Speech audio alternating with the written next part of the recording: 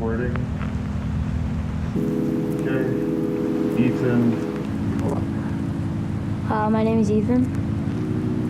I live in Canada and Ontario, Peterborough, Ontario. I'm turning 13 in November.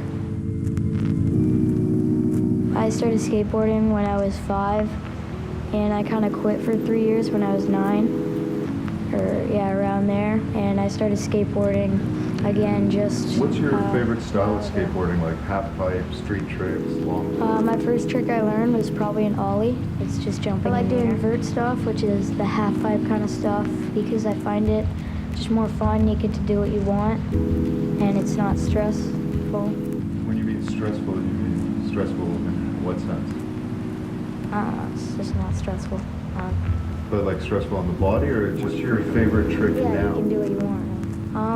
Probably the boneless, which is where you grab your board. What is it about skateboarding that you like? It's kind of hard to explain. It's just like, it just feels good doing it. Like you get the wind in your face and you kind of can just stall there for a sec when you're doing ramps and stuff like that, and it's fun. When I was around, I think it was 5, that they knew I had Tourette syndrome, and that's when we knew I had it. I felt more like, yes, I'm not crazy, kind of thing.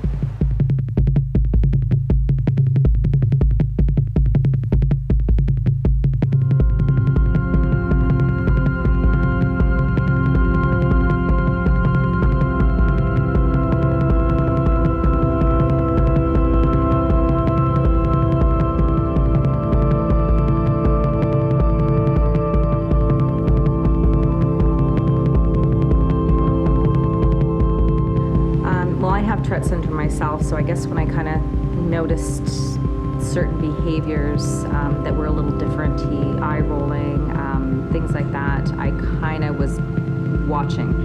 And his big one that we decided we better take him to the doctors, he would throw his head back quite viciously, actually, and I've had some constantly. Weird ticks.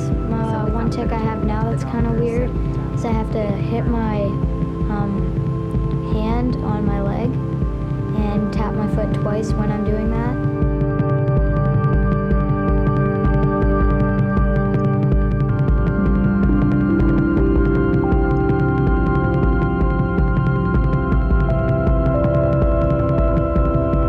I can't really control my tics. It's kind of that thing, if you're about to sneeze, you can't really hold it in. You kind of have to do it, and after you do it, you feel better.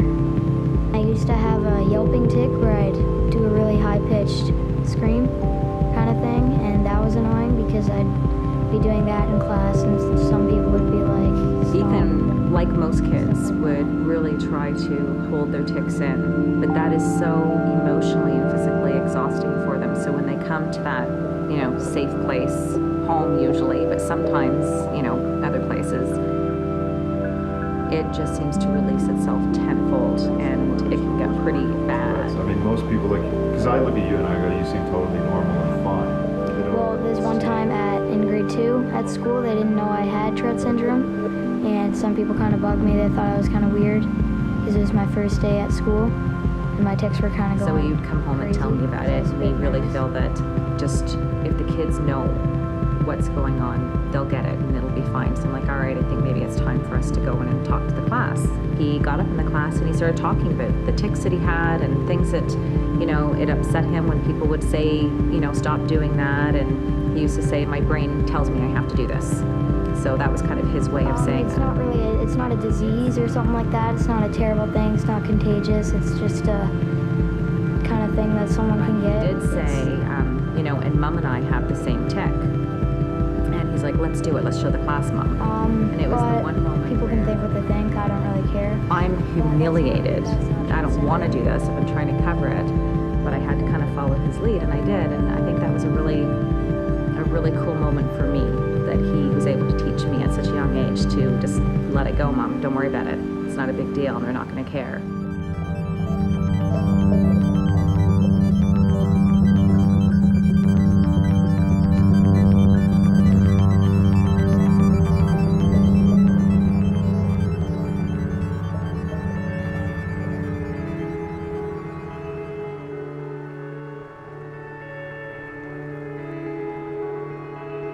wanted to help raise some money for the Tourette Syndrome Foundation.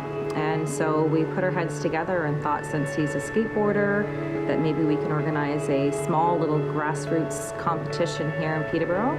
And we did do that, and it turned out to be really huge, actually. And we started, and we did it the year following as well. It's not in the jock sense, but it's in this like counterculture sense. He just walks in and does it. Where does he get that confidence from? I think it's part of that controversial kind of in-your-face thing that I would like to say comes from Tourette syndrome a little bit. Confrontational, like, don't tell me I can't do something. And as soon as you say no, a lot of times people with Tourette syndrome, as soon as you say no, you can't do something, it's like, really? And you have to do it.